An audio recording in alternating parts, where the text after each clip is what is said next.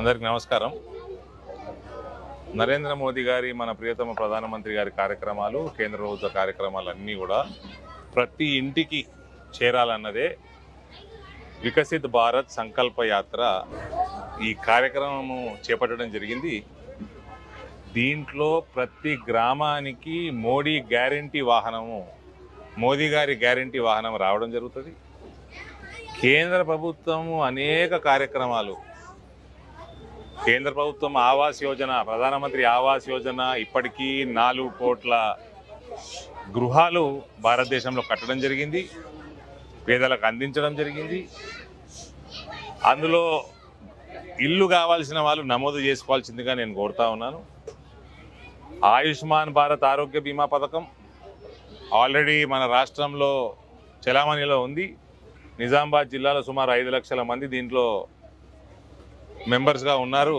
లేని వాళ్ళు కూడా లిమిట్ లేకుండా ఈ కార్యక్రమానికి ఏమీ లిమిట్ లేదు. అన్ని స్కీమ్స్ ఏదైతే ఉన్నాయో కేంద్ర ప్రభుత్వము, ఆవాస్ యోజన కానీ, ఆయుష్మాన్ భారత్ కానీ, ముద్రా లోన్స్ కానీ, ఉజ్వల యోజన కానీ, స్వనిధి ఏదైతే వీధి వ్యాపారులు చేసుకునే వ్యాపారాల కోసం 10,000 నుంచి ఆ పైగా రుణాలు, సుకన్య సమృద్ధి యోజన, ప్రధానమంత్రి జీవన జ్యోతి యోజన,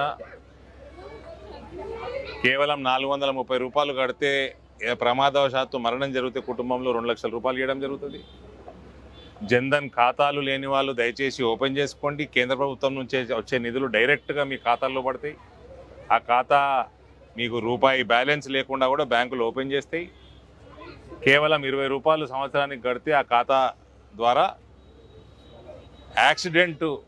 ఒకవేళ యాక్సిడెంట్తో ఎవరైనా మరణిస్తే దురదృష్టవశాత్తు 2 లక్షల రూపాయలు కేంద్ర ప్రభుత్వం ఇన్సూరెన్స్ స్కీమ్ కూడా ఉంది.